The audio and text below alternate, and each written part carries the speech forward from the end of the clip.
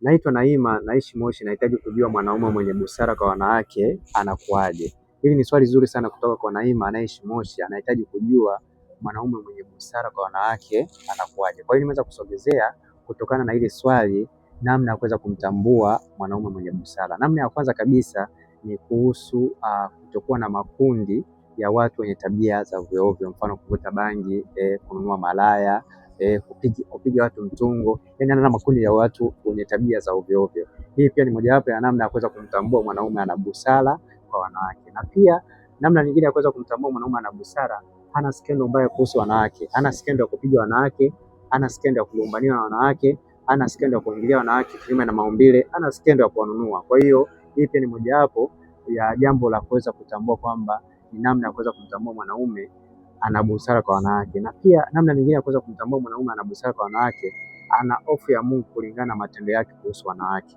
Hii pia ni mojawapo ya namna ya kuweza kumtambua mwanaume ana busara kwa wanawake.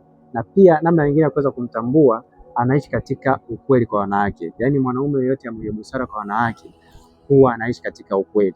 Hii ni mojawapo ya namna ya kuweza kumtambua mwanaume ana busara kwa wanawake. Na pia namna nyingine, anajua majukumu yake kwa wanawake au kwa mwanamke ambaye yuko naye kwenye mahusiano ama ndoa.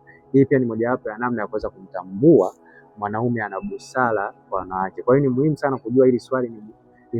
Ni swali nzuri sana kutoka kwa Naima anayeishi Moshi kwa ajili ya kuweza kufahamu namna ya kuweza kumtambua mwanaume mwenye busara kwa wanawake. Kwa hiyo ni faida ya wanawake wengi ambao walikuwa wanahitaji kuweza kujua namna ya kuweza kumtambua mwanaume mwenye busara kwa wanawake. Na pia nikumbushe, unaweza kupata hiki kitabu. Kitabu hiki kimeelezea kiundani zaidi namna ya kuweza kumpata mwanaume sahihi, mwanamke sahihi wa kuweza kuingia naye kwenye mahusiano sahihi ambayo yatajenga ndoa sahihi. Ni kitabu ambacho ni kizuri mno.